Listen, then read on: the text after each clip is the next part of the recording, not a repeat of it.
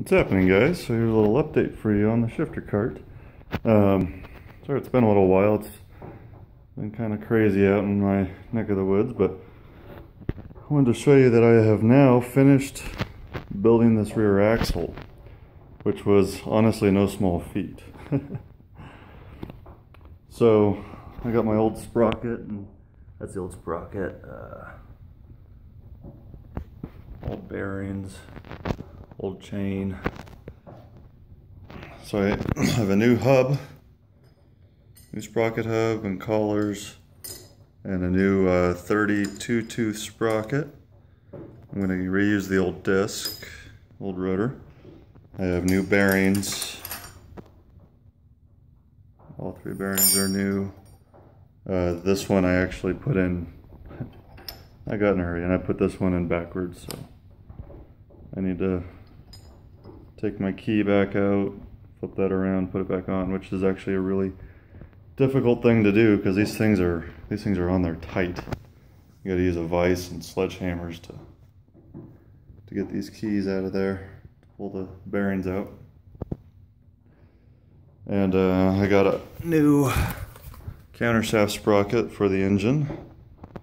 So this is a let's see, focus. 19 tooth.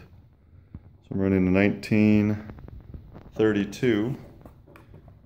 So that'll put my gear ratio at about 1.6 roughly.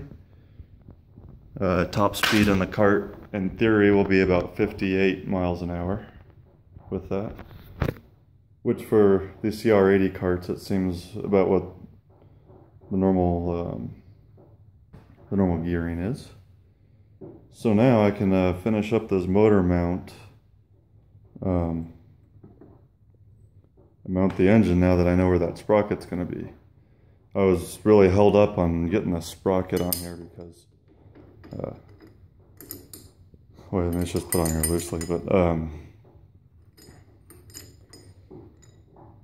this axle, they don't make a number 428 sprocket with shifter cart hubs to fit this axle.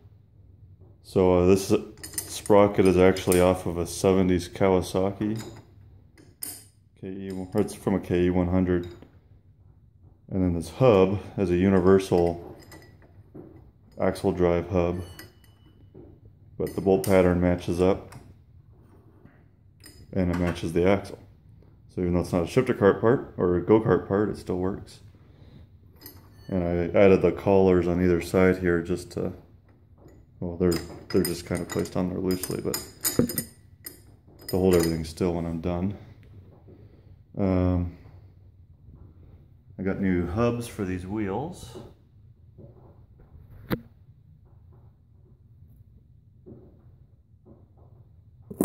Wheels are nice and dirty, but I don't care. I got some other hubs, but those ones don't match my wheels. These ones do. I think that's about the extent of my update for now. New bearings on this side as well. Well, obviously all three bearings are new.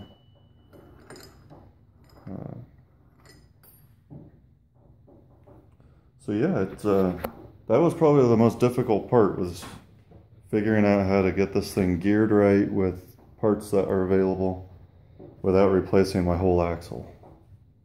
But I think I've got it figured out. Just need to flip this bearing around and then I can continue with the motor mount and the shift linkage, and after that I should be pretty much home free, I think. We'll see. Anyway, stay tuned for more and I will update you again when there's something to show you. Later.